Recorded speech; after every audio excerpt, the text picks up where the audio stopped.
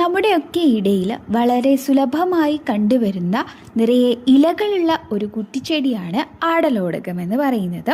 ശാസ്ത്രനാമം ആടത്തോട വസിക്കയാണ്.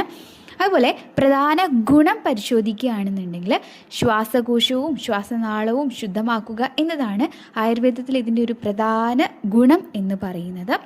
ഇലയിൽ വാസിസിൻ എന്ന ആൽക്കലോയിഡ് അടങ്ങിയിട്ടുണ്ട്. ഇതാണ് ശ്വസനം എളുപ്പമാക്കാൻ സഹായിക്കുന്നത്. ഔഷധ ഗുണം നോക്കുകയാണെന്നുണ്ടെങ്കിൽ നമ്മൾ പറഞ്ഞു, ശ്വാസ സംബന്ധമായിട്ടുള്ള പ്രശ്നങ്ങൾക്ക്, ചുമ, കഫക്കെട്ട് ഇവയൊക്കെ ആയിട്ടുള്ള കണ്ടീഷനിലാണ് നമ്മൾ ഉപയോഗിക്കുന്നത്. എങ്ങനെ ഉപയോഗിക്കണം എന്ന് വെച്ചാൽ, ആടലോടകത്തിൻ്റെ ഇലയാണ് നമ്മൾ സാധാരണയായിട്ട് എടുക്കാറുള്ളത്.